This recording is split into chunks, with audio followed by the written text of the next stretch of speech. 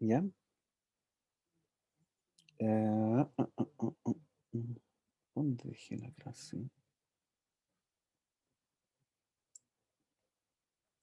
Bien, entonces vamos a comenzar un capítulo nuevo, ¿ya? Que em, corresponde a la capa media, ¿no es cierto? La capa en este caso, de lógica del negocio, ¿ya? Entonces ya subí el material arriba a un curso, aunque ustedes no tengan. Entonces, bueno, ¿qué es lo que corresponde ahora? Que nosotros nos sumerjamos en lo que es la capa de negocio, ¿ya? La capa de negocio, todas las capas que tenemos justamente en este modelo son complejas, eso de por sí lo son. Pero sin duda hay algunas que son más complejas que otras, y la capa de negocio es una de las que son más complejas, porque es ahí donde nosotros estructuramos justamente lo que son los procesos dentro de la empresa, lo que hace que la empresa pueda funcionar. Por ejemplo, cuando ustedes se meten en un curso, bueno, en un curso ustedes ven una interfaz, que es la capa de interfaz, y ustedes ya saben que por detrás hay una base de datos que almacena todos los datos que ustedes están generando. Pero hasta el momento no han visto que hay toda una lógica entre medio que permite justamente procesar los datos para entregarle información a ustedes valiosa, o permite hacer algo con lo que ustedes están entregando para justamente establecer algún tipo de cambio. Entonces la lógica, la capa de negocio es sumamente importante porque ahí plasmamos lo que es el negocio, ahí planteamos justamente lo que hace lo que hace dentro de la empresa. ¿Se acuerdan cuando hablábamos de modelo de negocio? ¿Qué eran los modelos de negocio? A ver, Camila, Matías, ¿qué era un modelo de negocio? ¿Cómo uno decide como el plan que uno tiene para empezar a vender los productos? Exacto. ¿Cómo gana? Mira, en el fondo, ¿cómo recibes las lucas? En el fondo es eso, ¿cómo recibes las lucas? O sea, ¿cómo ganas tu dinero con todo este asunto? Por ejemplo, a ver, ¿han visto ustedes estas aplicaciones que sirven y se han hecho muy populares hoy en día, que sirven para, como te dijera, hacer ejercicio en la casa? Mira, yo me bajé una, yo estoy un poquito gordito, ¿ya? Entonces me bajé una que era para hacer yoga. Se llama Asana Rebel, ¿ya? ¿Qué es lo que me ofrece Asana Rebel a mí? Me enseña a hacer yoga, ¿no es cierto? Pero adicionalmente me va cambiando los planes todos los días, ¿ya? Porque va viendo mi avance, va viendo cómo yo me estoy comportando, etcétera, etcétera. Y yo tengo una suscripción por un año. Su modelo de negocio ahí es venderme cursos de yoga a través de una aplicación. ¿Se entiende, no? Porque si yo quiero cambiar el plan, bueno, claro, tengo que ajustar justamente los valores. Entonces ahí estamos diciendo el cómo se produce justamente esto es la generación de las lucas. Entonces el modelo de negocio después se plasma en procesos de negocio. En el caso de la Sana Rebel que le estoy diciendo, ahí hay programas por detrás que están viendo mi progreso y están haciendo sugerencias, ¿de acuerdo? ¿Cuál es el negocio de Netflix? A ver, ¿Permitirle a la Katy, gente ver películas? ya, ok, perfecto. Ya, pero ¿cómo hace Netflix para ganar plata? A ver, Mediante una mensualidad. sí, mediante una mensualidad, pero ¿cómo hace para que nosotros le generemos, estemos viendo películas? Porque hay competencia, ¿no? Uy, Sí, eso, hay competencia, ¿no? sí, Sí, pues está Amazon, ¿ya? Está mismo, qué sé yo, YouTube. ¿Cómo le hace entonces Netflix para mantenernos nosotros viendo tele o viendo películas? subiendo nuevas películas, Ya, nuevo contenido ya. ¿Y Hace qué que más? quizás contenido no están en exclusivo otras también, ¿o no? plataformas. Perdón, ¿quién más? Hace contenido exclusivo, como las Sí, series de Netflix, así. ya, perfecto, ¿qué más? A ver. Inteligencia artificial como para las recomendaciones. Exacto, ¿no es cierto? Se va dando cuenta de nuestras preferencias. Por ejemplo, ya se dio cuenta que a mí me gusta la ciencia ficción. Al tiro me tira, ¿no es cierto? Discovery, Star Trek, qué sé yo, ahora estoy viendo Salvación, que está re buenísima, ¿ya? Entonces, ¿te fijas? Entonces, porque si yo me aburro de Netflix, se acabó la suscripción, pues se acabó el negocio. Entonces, todos esos procesos que le estoy diciendo están por detrás haciendo una serie de actividades para que el negocio siga funcionando. ¿De acuerdo? Entonces la capa media, la capa de negocio, implementa lo que son las reglas del negocio. Y cuando decimos las reglas del negocio, bueno, todo negocio establece un conjunto de reglas para poder funcionar, ¿de acuerdo? Y ese conjunto de reglas puede ser, por ejemplo, miren, no sé si le ha tocado este último tiempo ir a comprar a las farmacias, o cuando ustedes van a comprar a una farmacia. Fíjense bien cómo ocurre el trato con el farmacéutico. Yo le entrego la receta o le pido el producto y viene el farmacéutico, la persona en realidad que te está atendiendo, trae el producto, ¿no es cierto? Lo pasa por el escáner y te dice, esto sale 55.000 pesos, por tirarte un número nomás. Entonces, ya, perfecto. ¿Cómo lo quiere pagar? ¿En efectivo o con tarjeta? No, con tarjeta. ¿Tarjeta de crédito o débito? No, véndamelo con tarjeta de crédito. ¿Cuántas cuotas? Una. Listo. Y una vez que tú haces PIP, una vez que ya ocurrió el pago, recién te pasó los productos. ¿De acuerdo? ¿Por qué lo hará así? Para que la gente no se vaya sin pagar. ¿De acuerdo? Eso que tiene él estableció un proceso de negocio. Ahora, llévenlo, es un símil, ¿no es cierto?, en el ámbito digital. Voy a comprar un producto. No sé si han comprado a través de Mercado Libre, ¿ya? Mercado Libre. Yo, por ejemplo, mira, me acaban de llegar una jardinera, porque me gusta tener plantas. Yo tengo muchas plantas acá en mi departamento, tengo una terracita, tengo mis plantas, ¿ya? Entonces, acabo de comprar la jardinera. El negocio lo hago con Mercado Libre, y Mercado Libre se entiende justamente con la persona que me está vendiendo las jardineras. Pues bien, cuando se establece la compra, yo digo, ok, me pregunta 2 veces si lo quiero comprar, y si yo le digo ok, se establece el pago. Y una vez que se establece el pago, se genera el proceso para decirle a la persona, oiga, vaya a darle el producto que este caballero ya pagó. Y al revés, ¿qué está haciendo Mercado Libre? Cuando fue el plazo de entrega, me va a mandar un mensaje y me va a decir, oiga, ¿le llegó el producto? Y yo le voy a contestar que sí, o le voy a contestar que no, ¿de acuerdo? Y si le digo que no, hay un proceso interno que dice, le devuelvo la plata, ¿se entiende? Entonces, el conjunto de pasos que establece el negocio, y todo negocio tiene reglas, porque si no tuviera reglas, yo no puedo controlar el negocio, ¿de acuerdo? Entonces, la capa de negocio representa todos esos programas, algoritmos que están haciendo esa pega, ¿ah?, de tomar cosas para arriba y para abajo y hacer que se produzca justamente esta interacción final con lo que es el usuario final, ¿de acuerdo? Entonces, la capa de negocio mantiene la conexión con la capa de datos, porque todos estos cambios que están ocurriendo en alguna forma se van a quedar reflejados justamente en los datos, ¿de acuerdo? Y toda la modificación de los datos después se transforma en algo que tiene que ver el usuario final, ¿de acuerdo? Ya, pues, entonces, así esquemáticamente, acá están, mira, si nos queremos poner súper puristas, lo que nos dice justamente el modelo de capa es que acá en la capa de datos solamente procesamos datos. ¿Qué significa eso? Insertamos, borramos, modificamos, qué sé yo, buscamos datos. O sea, no hacemos nada de procesamiento de datos. Eso no es tan cierto. Igual hacemos un poco de procesamiento de datos acá. ¿De acuerdo? La capa de negocio se supone que es la que está mandatada para hacer todo el procesamiento de los datos y transformar muchas veces los datos en información. ¿De acuerdo? ¿Se acuerda la diferencia entre datos e información? ¿Cuál es la diferencia entre datos e información?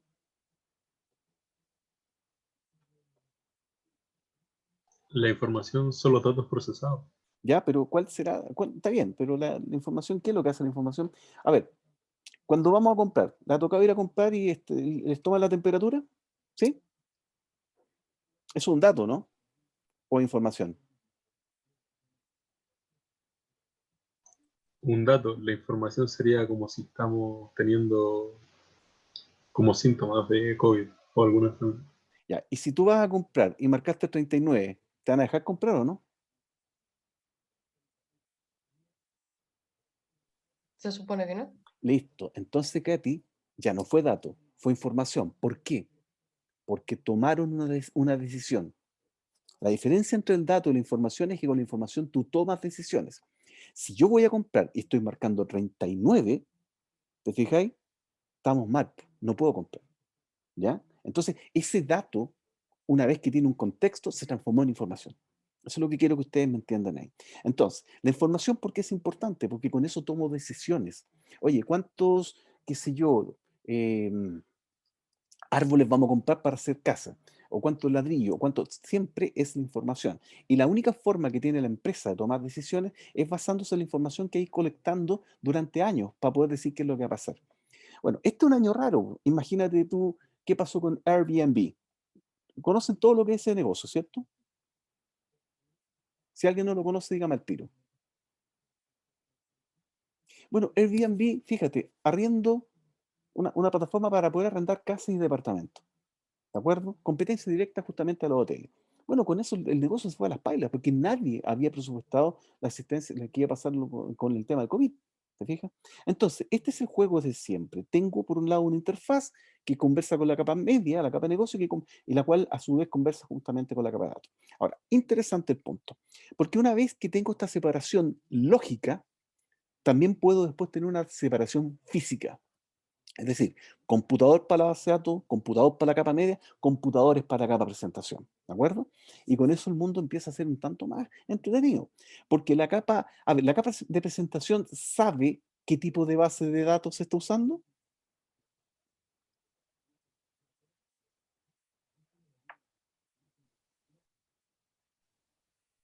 A ver, Josefa, ¿la capa de presentación sabe qué tipo de base de datos se está usando? Supongo que sí. Mira, está hablando directamente con la capa de negocio, por lo tanto no lo sabe. Y eso es súper importante, porque si el día de mañana tú llegas a la conclusión que esta base de datos, el motor MySQL, está, ¿no es cierto?, medio mal, y hay que cambiarlo por un Oracle, fíjate que la capa de presentación ni se dio ni cuenta. Y eso es súper potente. ¿Ok? Lo mismo nos pasa con la capa de negocio. Entonces, los procesos de negocio finalmente, ¿qué son? Son actividades que están relacionadas con un propósito de poder entregar un producto o servicio determinado para un cliente definido. ¿De acuerdo? El cliente puede ser interno o puede ser externo. Interno significa empleados de la organización. Externo, bueno, gente que no pertenece a la organización.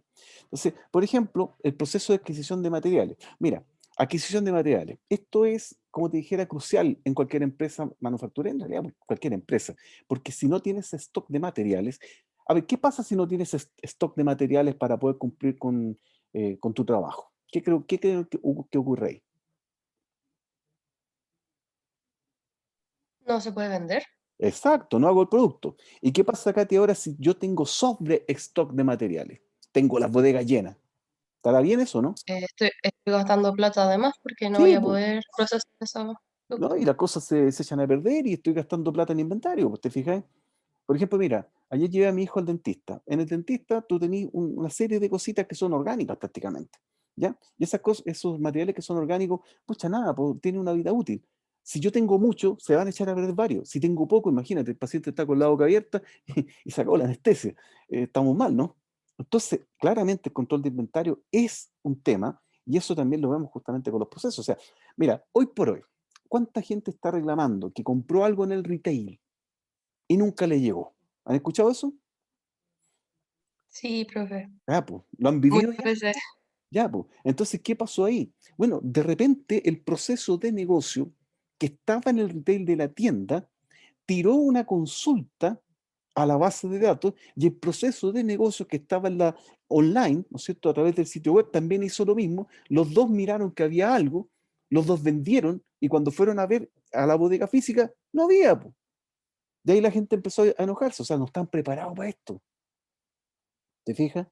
Y también, adicionalmente, ahora estamos, no sé, pues Cyber Monday, Cyber Tuesday, Cyber Week, no sé, Cyber toda la semana. Claro, los sistemas colapsan porque empezamos a hacerle muchas preguntas a los procesos de negocio. Ujú. Entonces, la lógica de negocio, ¿no es cierto?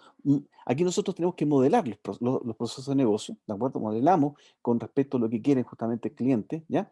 Vamos definiendo cómo interactuar unos con otros. Por ejemplo, para ti tendría que ser transparente, bueno, ¿con qué vamos a pagar? Po?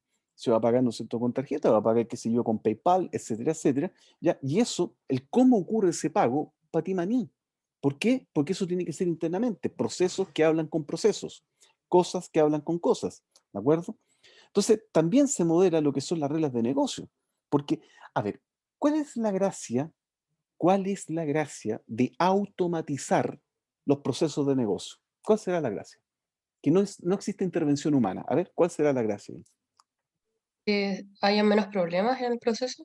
Por supuesto, ya, hay una parte, ¿no es cierto? Ah, no hay menos problemas porque está automatizado. ¿Qué más?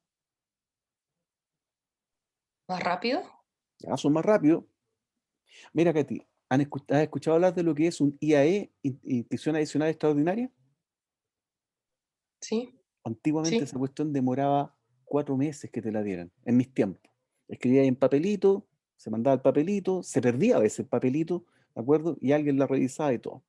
Pero al final de cuentas, ¿qué es lo que hacía? Esa persona que veía si te daban el IAE, lo que veía es si cumplías los requisitos nomás. If, then, else. Ahora, tú mandas tu solicitud a través de Workflow y al otro día tienes tu respuesta. Y eso solo es porque al otro día, porque igual tiene que haber un chequeo, nada más. Ahora, ¿cuál será la parte mala de automatizarlo todo?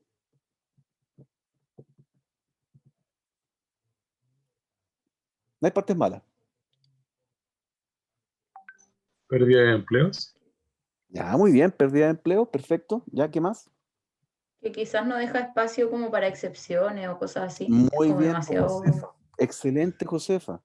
Porque claro, pues, imagínate que la persona en ese momento tuvo un problema,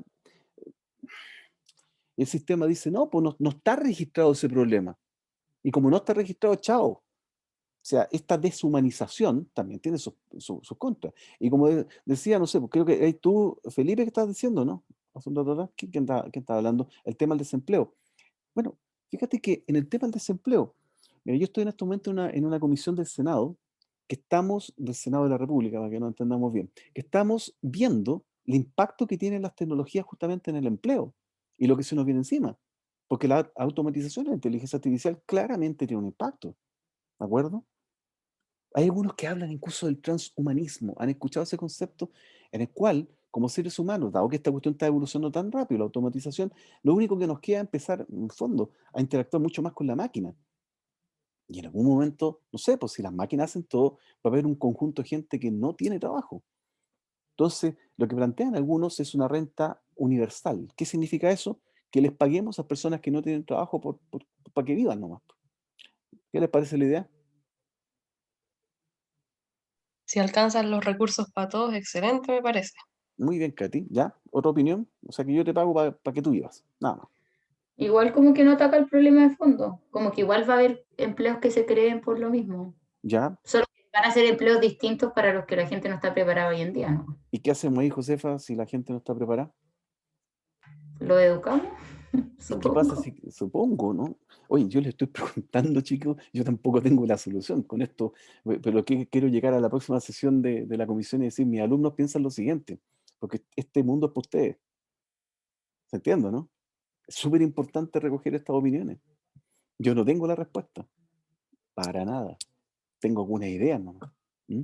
Entonces, claro, todos estos workflows que ustedes han visto, ¿no es cierto? El workflow que ustedes utilizan acá, obedece a haber transformado y automatizado las reglas del negocio.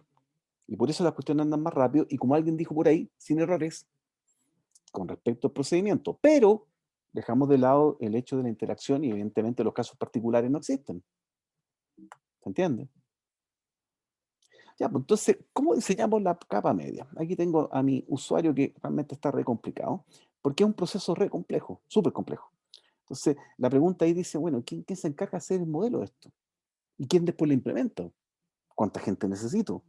¿Cuánto me va a costar? ¿Hay soluciones que estén envasadas? Todo este tipo de cambios a nivel de la organización es bastante complejo, porque ya alguien lo tocó. Ya alguien de ustedes dijo, bueno, y si empezamos a automatizar todo el asunto con el tema de la cama media, voy a tener gente que se pega. Y eso en las organizaciones es un impacto fuerte, ¿de acuerdo? Porque claramente esa gente hay que reentrenarla para otras cosas. Ejemplo, miren, ¿saben todo lo que es el conservador de bienes raíces?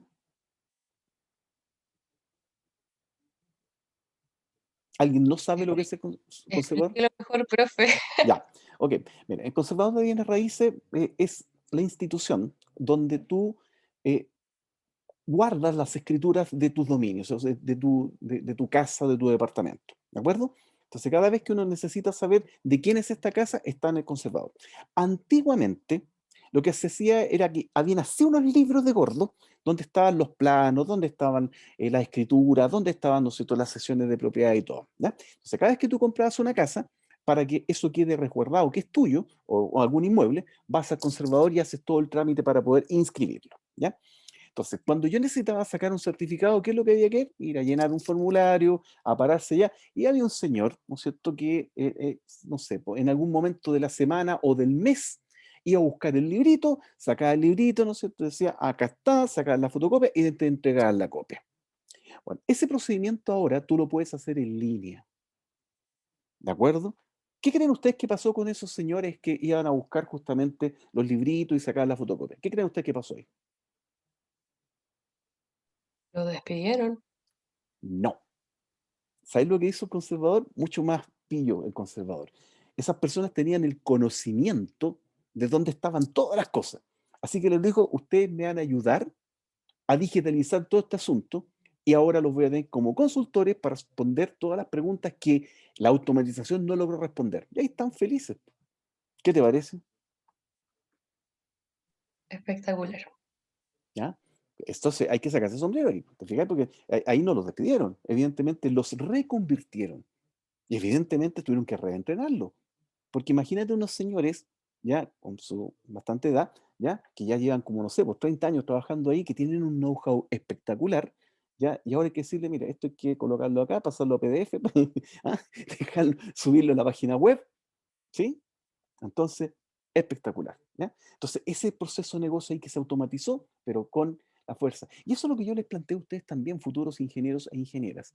Claro, la automatización la puedes ver como el hecho, voy a dejar gente sin pega. No, tienen que buscar cómo hacen para que esas personas se puedan adaptar a ese cambio. ¿Se entiende?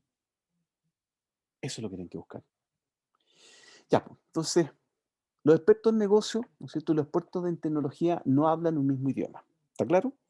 Los expertos en tecnología tienden a ser un poquito, tendemos a ser muy metidos en la tuerca, y la verdad es que no somos muy buenos para estar expresando un poco las cosas, digámoslo así derechamente. Por lo tanto, y el experto en negocio, ¿qué es lo que entiende? El experto en negocio entiende de su negocio, o sea, cómo él puede plantear un resultado de negocio, ganar dinero.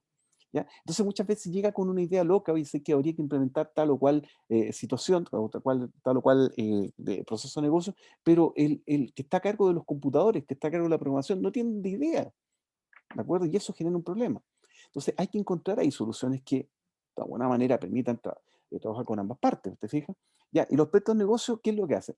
Especificar requerimientos. Llegamos a un punto muy importante de la clase del día de hoy. ¿Qué es esto de especificar requerimientos? Atención, especificar requerimientos es que nosotros podamos tomar los requerimientos que quiere nuestro cliente y decirle, esto que tú me estás diciendo se traduce, en el fondo, va a traducir en 3 modelos. El modelo de los datos, el modelo de los procesos y el modelo de las interfaces.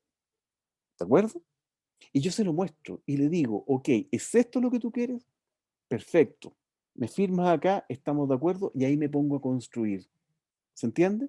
¿Qué creen ustedes que pasa si ya llevo, no sé, por 6 meses de construcción del sistema informático y me salen con que, oye, ¿sabes que falta una cosa?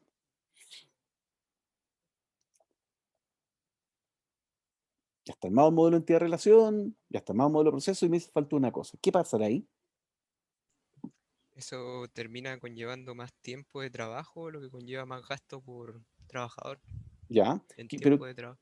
¿y qué le digo al cliente? Le digo, nada, no te preocupes, viejo, sé que estamos acostumbrados a esta cuestión, echémosle para adelante, yo también te quiero y sigo trabajando, ¿o no? Eh, en este ¿Qué? caso lo estamos poniendo en que el que está trabajando se da cuenta de un problema o en que el cliente pide un requerimiento más. El cliente pide un requerimiento más, pues se dio cuenta, mira, faltó algo. Ah, ya. ¿Qué hacemos ahí? Mm. Vengo y le digo, mi querido amigo, aquí hay un contrato que usted firmó. Y le voy a leer lo que dice el contrato. Dice que vamos a hacer A, B, C, D, D, F. Usted me está pidiendo G. Ni un problema, se lo voy a cotizar y te voy a decir cuánto vale. Y ahí el cliente quiere que te va a decir, no, pues viejo, estamos mal, pues yo ya te estoy pagando. No, viejo, así funciona el asunto. Oye, cuando ustedes van al médico y no le soluciona el problema, ¿le pagan o no? Sí se paga, po. Ya, pues entonces el tiempo de ustedes vale. El tiempo de ustedes vale. Entonces, claramente, yo digo, sí, no hay un problema, sale tanto. ¿Y qué crees tú, qué creen ustedes que hace el cliente en ese momento cuando yo le digo sale tanto? Queda perplejo porque pensó que no lo iba a tener que pagar. Exacto, entonces me dice, ok, perfecto, lo dejamos por otra vez, ya, listo, se acabó la discusión. Entonces ustedes, ¿qué es lo que tienen que aprender de chiquitito? Que cuando nos ponemos informales, nos pasan goles. Así que, nada, compadre, aquí está el plano, me lo firmáis. Aquí está el requerimiento, me lo firmáis. Me lo firmas, me lo firmas, me lo firmas, me lo firmas. Me quedé dormido, me lo firmas. ¿Se entiende? Nada a lo compadre. Mira, nosotros ahora estamos partiendo un proyecto, pero todavía no me llega el contrato. ¿Y qué me dice el cliente? Oye, partamos igual. ¿Qué digo yo? No, Ah, pues. Es más, mándame la orden de compra, pues viejito. Mándame la orden de compra. ¿Y por qué le pido la orden de compra? Porque si después estamos mal, hay una cosita que se llama DICOM que me puede ayudar. ¿Se entiende? Ya, pues entonces sí, eso, ¿ya? Nada de ser informales. Todo formal. Y apréndalo de chico, que cuando un compañero les diga, que te ponís cuático, cuático se dice, ¿no es cierto? Que te ponís cuático y que me estáis pidiendo que te mande todo por correo electrónico. Oye, somos futuros profesionales, somos profesionales ahora ya. Ahora ya. Y todo lo vamos a hacer formal. ¿Se entiende? Entonces, ya, pues, ¿qué hacemos para todo esto? Mira, en el fondo es la pregunta para cuando quiero implementar la capa media, es decir, bueno, ¿qué puedo hacer? Bueno, la primera es, ¿sabes qué más? Mi sistema es tan particular que lo que yo voy a hacer es un traje a la medida. ¿Se han hecho alguna vez un traje a la medida? Yo tengo mi sastre ahí, ¿no es cierto? Don Héctor, que yo voy y le digo, mire, lo quiero de esta forma. Y él me mide y todo lo demás, perfecto. Y me hace un traje a la medida. Eh, ¿qué opina usted? ¿Me sale más caro que comprarme un traje ahí en el retail o no? Sí. ¿Sí? ¿Segura, Katy? Veamos. Si Don Héctor me Bueno, hace... depende de dónde lo compres. Ya, pues, pero si Don Héctor me hace mi traje, lo hizo perfectamente para mí. Si es que yo voy a comprar el retail, yo no tengo idea de cuáles son los parámetros que hizo el retail, pero te seguro que lo voy a tener que arreglar, porque no creo que me quede. Entonces tengo costos. Así que esto de si es a la medida o no, no queda claro si es que es más barato. ¿Sí? ¿Entiendes? Entonces, ya, pues, imagínense una solución a medida. ¿Quién la implementa? Bueno, cuando yo tengo, ¿no es cierto?, que hacerme la solución a la medida, tengo dos posibilidades. O contrato una empresa externa o lo hago con el área informática interna. Si contrato una consultora externa, tengo una ventaja, porque los tipos siempre van a llegar con la última papa. Si lo hago con la gente interna, bueno, tal vez no estén con la última, digamos, con la última tecnología, y eso me van de en medio. Pero si lo hago con la gente interna, tengo un punto a mi favor, porque ellos conocen mi negocio. ¿Se entiende, no? Y si lo hago con una consultora externa, ellos no tienen mucha idea de lo que es mi negocio, van a meter las patas varias veces. Entonces, lo primero y principal es, miren, bien acá, ven eso que estoy colocando, dice especificación de requerimientos. Independiente si lo va a hacer un externo o un interno, que especifiquemos bien el requerimiento. ¿Se entiende? Miren, yo me acuerdo hace unos años atrás haber visto en un edificio que había un maestro que estaba terminando de hacer el baño. ¿De acuerdo? El baño, uno de los baños. Y de repente yo de puro curioso veo que la puerta chocaba con la taza del baño y no se podía cerrar la puerta. Y le digo, pero maestro, ¿cómo es esto? Que la puerta va a chocar. Me dice, sí lo sé, caballero, pero ¿sabe qué? Los planos dicen eso. ¿Me entienden a lo que voy o no? Los planos dicen eso. Entonces, del buen levantamiento de requerimiento va a ser un buen edificio que vamos a montar. ¿De acuerdo? Entonces, hacer, ¿no es cierto?, esta solución a la medida, muchas veces no incorpora las mejores prácticas. ¿Qué significa eso? No incorpora las últimas papas para poder hacer justamente mejor el negocio. ¿No? Hacemos un pequeño break, ¿les parece? Sí. Listo, ya. Bueno, Entonces, continuamos son las 12:39, continuamos a las 12:40, continuamos a las 12:50. ¿Vale? Ya, 12:50. Ok, vamos a continuar. Uy, se me pierde nuestro asunto.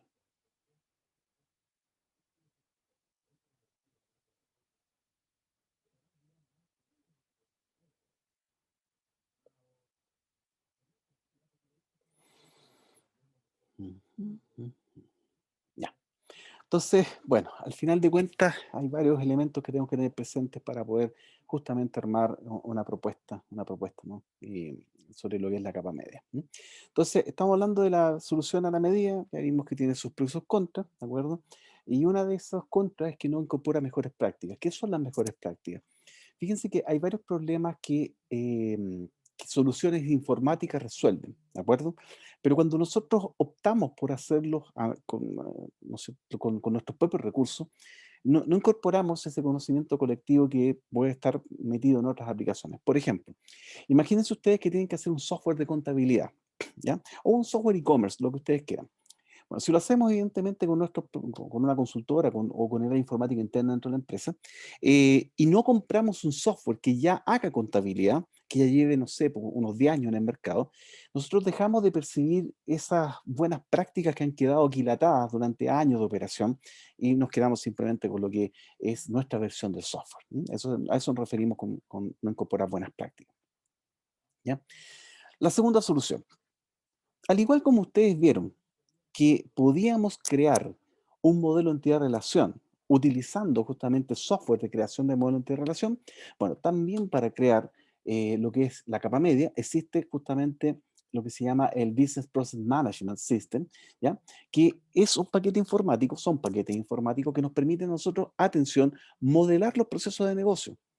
Y una vez que nosotros modelamos los procesos de negocio, después podemos pasar a la implementación, ¿ya? Y esta implementación, estos paquetes, permiten generar código, ¿de acuerdo? Entonces, si aprendemos a usar estos paquetes que nos ayudan a lo que es el modelamiento y construcción de los procesos de negocio, luego lo que nosotros tenemos es que estos mismos paquetes nos generan el código que nos permiten crear la capa media. ¿Se entendió ese punto? ¿Alguna duda? ¿Pregunta?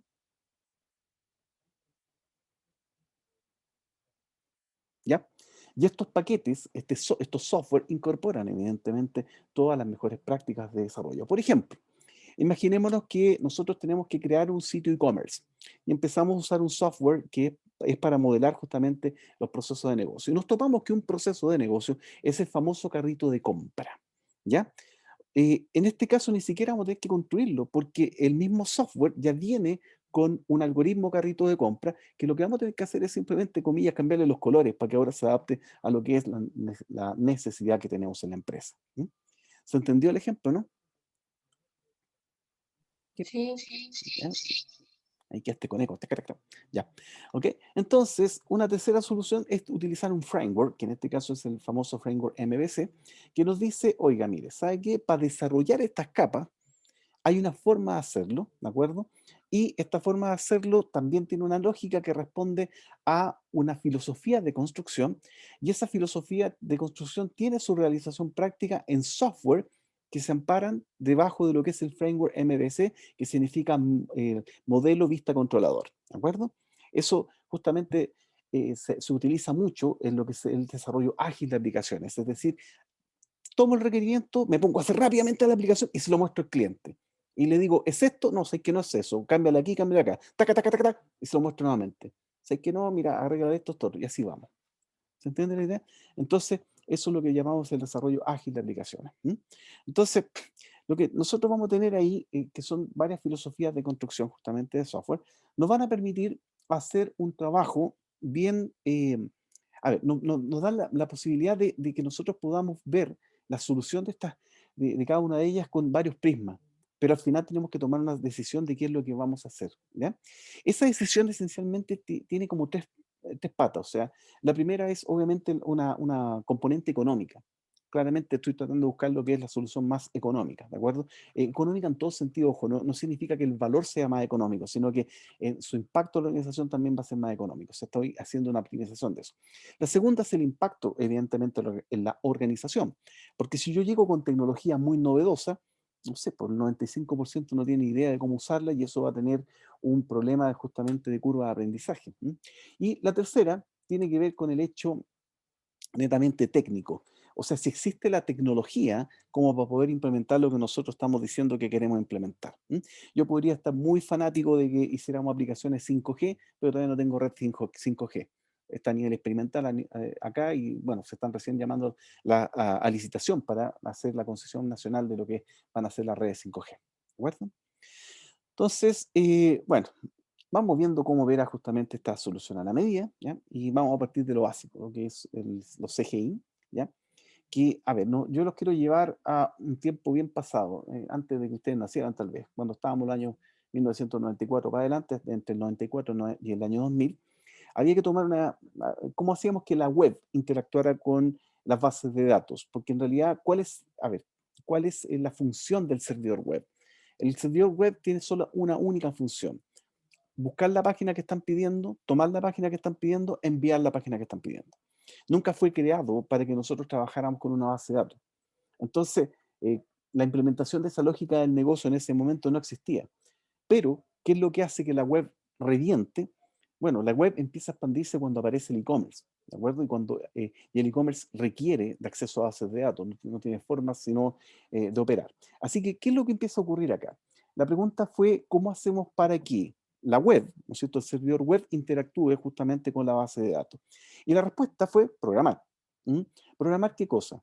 Programar pequeños programas, a veces no tan pequeños también, que estos programas iban a hacer consultas a la base de datos y el resultado, atención, lo iban a formatear en HTML que le iban a pasar al servidor web. ¿De acuerdo? ¿Por qué? Porque el servidor web no entiende otra cosa que no sea HTML y comúnmente las bases de datos no entienden otra cosa que no sea justamente SQL. ¿Ya? Entonces, esta suerte de, digamos, de transformación de las cosas crea un ambiente que es un ambiente en el cual nosotros le pedimos a estos programas que hagan consulta a las bases de datos y que el resultado lo formateen justamente en HTML. ¿Ya? Y nace el concepto del CGI, que es lo que vamos a estudiar ahora, que es el Common Gateway Interface. ¿Ya? Entonces, aquí como ustedes pueden ver, este monito, mira, este monito es antiguo. ¿Por qué? Porque así era la cosa antiguamente. ¿Ya? Entonces yo tenía mi servidor web por acá, y aquí tengo mi usuario, imagínate, está usando un mini tower, ¿ah? O sea, estamos hablando de tecnología de hace mucho tiempo, pero es para que me entiendan, es bueno explicar la historia acá. Entonces, ¿qué es lo que ocurre? Este servidor web lo único que hace no sabe otra cosa más que tomar la página y enviar la página, ¿de acuerdo? Entonces, en ese momento, si nosotros le empezamos a pedir muchas cosas, como por ejemplo, oye, ¿por qué no corrís programas y esto o haces lo otro? Bueno, este servidor web, la verdad es que no es mucho lo que pueda dar, porque en realidad su trabajo está bastante supeditado a búscate la página, envía la página. Así que cuando nace el concepto del CGI, el CGI son programas que están programados en algún lenguaje que soporta entrada y salida estándar, o sea, paso parámetro, retorno de parámetros, ¿ya? Entonces lo que ocurría acá es que cuando la persona hacía un requerimiento, justamente acá el servidor web echaba a correr justamente uno de estos programas, uno de estos CGI. Este CGI hacía la interacción con la base de datos, tomaba los datos y los formateaba en HTML que finalmente le pasaba al servidor web y que le enviaba finalmente al usuario que estaba haciendo la pregunta. ¿De acuerdo? Entonces, esos Common Gateway Interface fueron la solución en ese momento para que nosotros pudiésemos interactuar justamente entre el usuario y la web y lo que era la base de datos, pero con un pequeño gran problema. Cada vez que el usuario hacía una consulta a la base de datos, se tenía que echar a correr el programa. Y ese programa, cuando uno lo echa a correr, ocupa espacio en memoria RAM, ocupa recursos del computador y después que terminaba de hacer todo su trabajo, había que bajarlo. ¿Ya? Con lo cual, si yo tenía, no sé, pues más de 50 usuarios conectados en ese momento haciendo un trabajo con mi sitio web, la verdad las cosas es que se volvía bien caótico y no podía responderle a todo. ¿De acuerdo? Pero esos fueron los inicios, los albores. ¿Quedó claro lo que hace un CGI o no? ¿Sí? ¿Preguntas?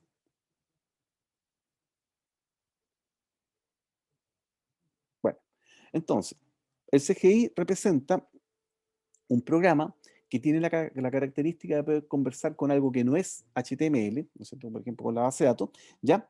Y que que hace cosas con los datos y el resultado lo formatea en HTML, que eso le pasa al servidor web que finalmente nos envía acá a nuestro computador, a nuestro cliente, ¿ya? ¿De acuerdo?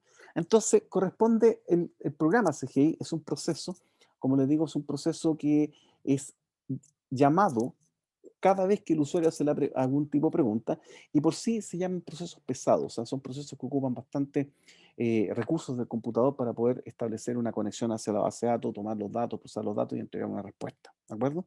Entonces, en ese sentido fueron solución, pero después de un rato, la verdad, las cosas que no fueron muy eficientes, así que bueno, la tecnología siguió avanzando y aparecieron otras cosas pero el concepto se mantiene.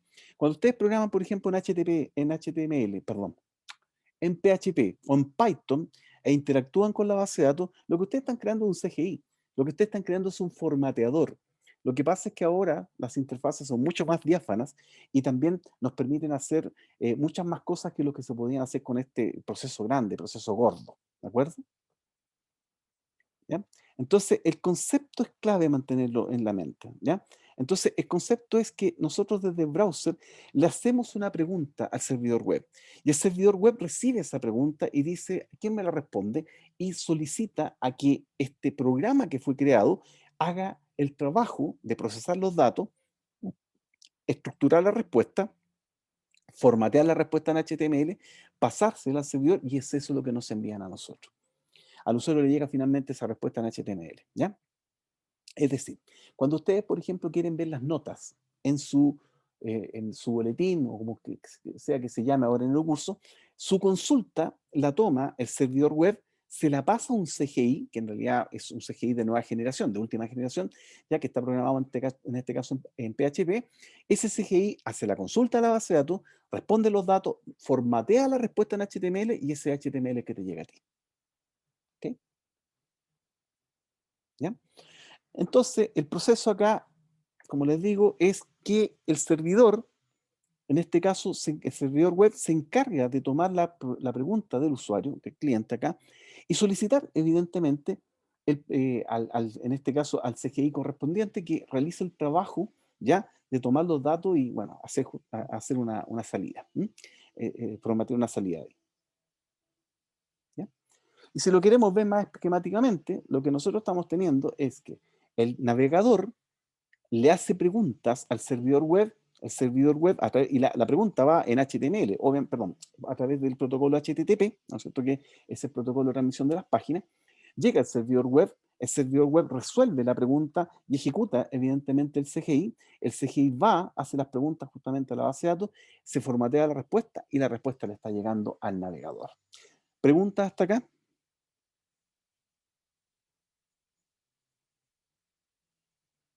¿Ok? ¿Ya? Y para hacer eso, ya ustedes lo han podido ver, han estado trabajando un ratito, ¿no es cierto?, con PHP, con Python y todo lo demás. Bueno, la interacción más natural con el usuario final son justamente los formularios. El formulario, ¿no es cierto?, el usuario va llenando cosas, campos, y después presiona Enter o presiona grabar y se ejecuta una acción. ¿Ya? Entonces ahí lo que nosotros hacemos en el formulario es recibir las variables, ¿cierto? Por eso les decía que era el lenguaje que soportara entrada y salida estándar, recibimos las variables, con la cual nosotros podemos echar a correr algún programa que establezca, ¿no sé?, una suerte de consulta justamente a la base de datos, ¿ya? Y ojo que esa base de datos puede ser una SQL, o MySQL, o podría ser incluso un archivo, o por qué no una planilla Excel que esté con punto y comas por separado. Si finalmente el concepto de almacenamiento de datos que está el que se preserva acá. Ya, pues entonces, acá hay dos métodos justamente de paso parámetro. ¿Ya? Ustedes los tienen que haber visto tal vez. Uno es justamente paso parámetro get y el otro es paso parámetro post. En el get los datos se envían a través de una variable de entorno, ¿no es cierto? Típicamente una variable dentro de la programación misma, en la cual yo modifico la variable, y modificar justamente la variable hace que el programa pueda verlo. ¿Ya? Entonces, en ese contexto prácticamente es modificar solo la variable de entorno, o sea, prácticamente no necesito un formulario. ¿Ya? Y la desventaja es que el servidor, no sé, pues el servidor navegador podría truncar los datos, o sea, pues si existe cierto largo en el paso parámetro, podría decirse que hasta aquí no más llego, porque la variable de entorno no aguanta esa cantidad de datos. Y el post, bueno, en el post, evidentemente ahí estoy utilizando la posibilidad que nosotros le estemos pasando a través de la entrada estándar, es decir, paso parámetro directamente, ¿ya? Ya no hay que preocuparse de que el servidor o el navegador trunque los datos, pero bueno, ya no es posible enviar los datos sin un formulario. O sea, para poder hacerlo con un post, nosotros tenemos que tener formulario, ¿de acuerdo? Entonces, típicamente cuando ustedes están generando un formulario, todos los valores que se colocan en los distintos cubículos, después cuando ustedes hacen Enter, o qué sé yo, hacen grabar, todo eso se encapsula y se envía, ¿ya?, como un puro paquete a lo que es el CGI adentro, que lo recibe y hace el proceso. ¿Preguntas hasta acá?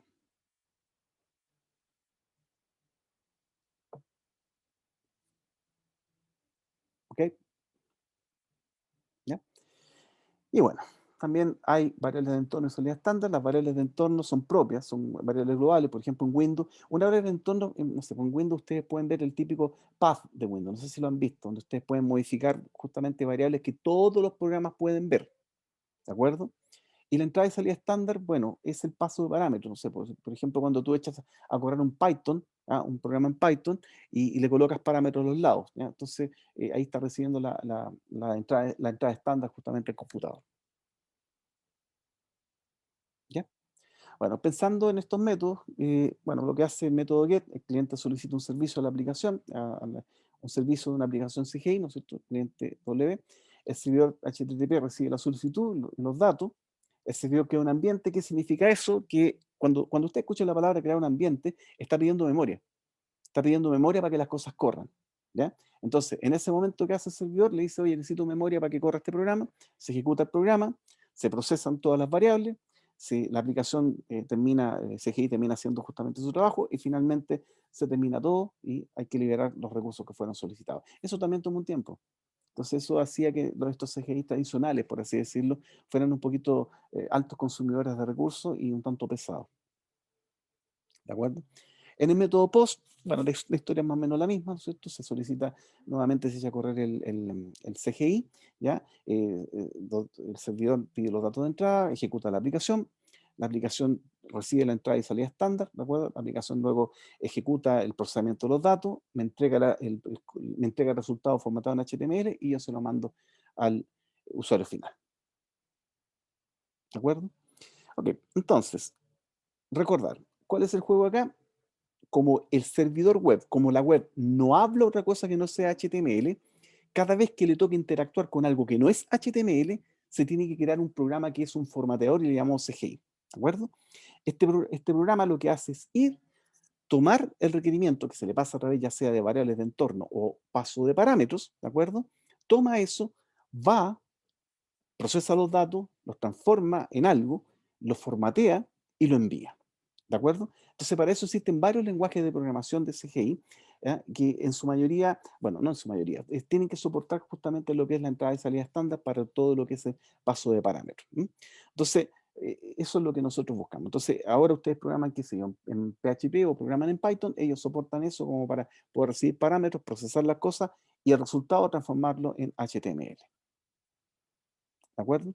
Entonces, algunos cuantos que ustedes se los pasamos nada más para que sepan de su existencia, ¿cierto? Por una parte está Bird, ¿ya? Un lenguaje de reporte que se nace en ambiente Unix. Por otro lado está C, lenguaje C o C++, y hay otros cuantos más que andan dando vuelta por ahí que soportan cada una de estas entrada y salida estándar. Bueno, vamos a las ventajas y desventajas. La ventaja, cuando nosotros ejecutamos justamente un CGI, es un proceso pesado, ¿ya? Que atienda a muchos usuarios, o sea, que pueda atender a los usuarios, ¿ya? Y que al justamente atender a los usuarios da una respuesta, pero es un proceso pesado. Es una arquitectura bastante primitiva, el CGI tradicional, pero bueno, poderosa igual, pues, no tiene un lenguaje definido y aquí hay muy poca configuración que hacer. La gran desventaja, si yo tengo un sitio web que tiene muchos usuarios, que se llama un sitio web muy transaccional, esto no funciona. El CGI tradicional no funciona porque por cada pregunta a los usuarios hay que pedir memoria, hay que echar a correr el proceso, hay que hacer que el proceso haga su pega, ¿no es cierto? Y el resultado ya lo envíe y después liberar todo lo que se haya solicitado. ¿Ok?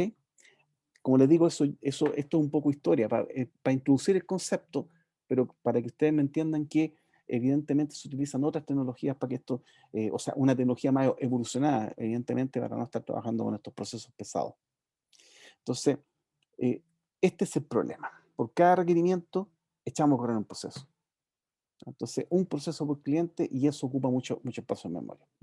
Entonces, el siguiente paso en la evolución fue darse cuenta de que, oye, ¿sabes qué? No sé, pues, imaginémonos un banco. En un banco, el proceso cartola es algo que todo mundo pide.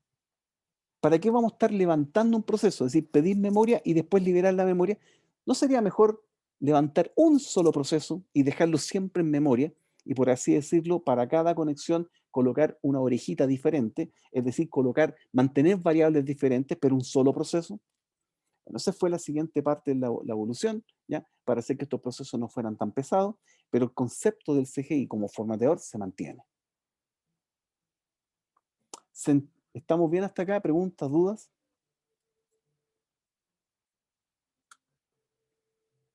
¿Ya? Bueno, entonces, todo esto, la verdad es que vino de la mano de esta posibilidad de hacer este tipo de trabajo, vino de la mano de los llamados lenguajes interpretados, que son lenguajes que requieren de un ambiente para poder correr. Ustedes tienen que instalar un ambiente para que pueda ejecutarse un código Python, un código PHP, ¿ya? Hay otros programas que lo que hacen es generar el código de máquina. No sé si han visto ahí en el Windows que algunas cosas dicen .exe, ¿ya? Que en el fondo el programa, o mejor dicho, la aplicación que crea el programa nos permite correrla y nos permite generar, evidentemente, un archivo que puede ejecutarse sin sin necesidad de que nosotros tengamos algún tipo de ambiente para que esto pueda correr, ¿ya? Entonces, la idea que hubo detrás de esto fueron justamente poder trabajar a alto nivel con lenguajes un poquito más avanzados como era el Unix, ¿ya? Y de a poquito fueron evolucionando en la creación de todos estos lenguajes que ustedes conocen, que ustedes lo pueden echar a correr tal como lo escribieron. Ya no tienen para qué, o sea, se compilan evidentemente, pero, ¿cómo se llama? No generan el código de máquina, pero requieren tener un ambiente para poder trabajar ahí. Entonces ahí aparecen todos estos lenguajes de alto nivel. ¿Ya? Por una parte, Perl ha sido un lenguaje que se ha utilizado mucho, viene del año 1987, y la verdad las cosas que nace para poder trabajar con textos, ¿no? Entonces, la idea que estuvo detrás de él es trabajar con mucho texto, y se adoptó en su primera instancia para la web porque, bueno, HTML son textos, ¿de acuerdo? Entonces, con HTML, bueno, la misma historia, hacemos un programa en Perl, que van a la base de datos, hacen una consulta, toman el resultado y lo formatean en HTML, que eso es lo que finalmente le vamos a dar al usuario final, ¿de acuerdo? ¿Ya? ¿Ya? El Python, bueno, ustedes ya lo conocen, lo han estado usando prácticamente que entraban a la escuela. eh, es un lenguaje de alto nivel, de propósito general, es multiplataforma, ¿de acuerdo? Y lo que tenemos acá es la posibilidad de hacer muchas cosas, ¿no? Con todo lo que es este pseudocódigo que nosotros podemos ir creando, ¿ya? Y no solamente el poder para las matemáticas que tiene, para el poder matemático, sino que hay mucha librería que apoya justamente el desarrollo de cosas en Python. Se ha hecho muchas cosas en Python en este último tiempo, pero también nos permite a nosotros establecer esta suerte de formateador. Ese es el concepto fundamental. Que nosotros podamos tomar cosas que están de una forma y las podamos transformar, ¿no es cierto?, en otra cosa. ¿Ya? Profe, ¿a qué se refiere con un lenguaje de alto nivel? Mira, muy buena pregunta. De alto nivel es un lenguaje que está cada vez más cercano a lo que nosotros podríamos decir la interacción humano-humano. ¿Has escuchado hablar, por ejemplo, de Scrum? No. A ver, mira, es que mi hijo está programando en Scrum y, por ejemplo, hizo un programita ahora, estoy chocho porque ganó el tercer lugar, entonces tenía que hacer un robotito que fuera comiendo cosas. Entonces en el lenguaje de alto nivel, por ejemplo, la instrucción era avanzar 10 pasos, doblar a la izquierda, así, con palabras así, ¿te fijas? Eso ya está por muy alto nivel. Claro, cuando uno lo ejecuta, claramente ese programa genera un programa de menor nivel, que podría ser, por ejemplo, el lenguaje C, y eso genera un programa de menor nivel, que ya estamos hablando a nivel de 0 y 1. ¿Se entiende, no? Ah, ya, ¿Ya? vale. Entonces, cuando hablamos de alto nivel, no es que sea un lenguaje bacán ni nada por el estilo, sino que está cada vez más cercano a lo que es la interacción humano-humano. ¿Ya? Y si ustedes se fijan, no sé, pues Python es sumamente intuitivo. En muy pocas líneas ustedes hacen algo que, pues, no sé, pues estáis haciendo un tremendo proceso de datos. ¿Ya? Entonces, a eso va. Ahora, mientras más alto nivel es, atención, aquello que lo corre tiene que ser mucho más gordito, tiene que tener muchas más cosas, ¿se entiende, no? ¿Sí? Entonces, Porque hay que como traducirlo. claro, pues, claro, po. Tiene que pescar, ¿no es cierto?, algo que se está hablando en lengua muy docta y lo tiene que bajar al 0 y 1. Entonces, la desgracia que tiene un lenguaje de alto nivel es que necesita ese traductor, ¿de acuerdo? Y a veces ese traductor no cabe acá en este iPhone. ¿Por qué? Porque el espacio en memoria es corto. Entonces ahí tengo que escribir las cosas en bajo nivel y colocarlo acá. ¿Se entiende? Sí, ¿Sí? profe. ¿Vale? Ya. Bueno, otro lenguaje más era el Ruby, ¿no es cierto?, que se lo hizo Yukihiro Matsumoto, ¿no es cierto? También un poco la misma historia. Ojo, que este va con una filosofía diferente a lo que les estoy diciendo, que ya vamos a estudiar lo que es el framework MVC, ¿ya? Y también, ¿no es cierto?, permite hacer desarrollos de alto, utilizando el concepto de alto nivel y también la misma historia, ¿no es cierto?, procesamiento que nos permite a nosotros generar las páginas. Ya. El ASP.NET, po. ¿Ustedes han visto que dicen de repente las páginas .asp? Ya esa fue la respuesta a Microsoft, las Active Server Page, para poder responder ante las preguntas, para poder hacer justamente interfaces que interactuaban con las bases de datos. Entonces también ahí tenemos la ASP. Y nuestro querido y nunca bien ponderado PHP, ¿no es cierto?, que nosotros también ahí podemos, es bastante intuitivo, la misma historia, necesitamos este intérprete que tome el PHP, ¿no es cierto?, haga la interpretación, corra el programa y después el resultado lo transforma en HTML que le enviamos al usuario final. ¿Ya? ¿Se entiende? Bueno, esto ustedes lo han visto. No sé si hay dudas, preguntas, consultas.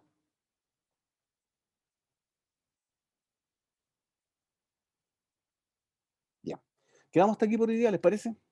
Para que vayan a almorzar ya. Profe, yo tengo una duda, pero como administrativa también, Ya, otra más.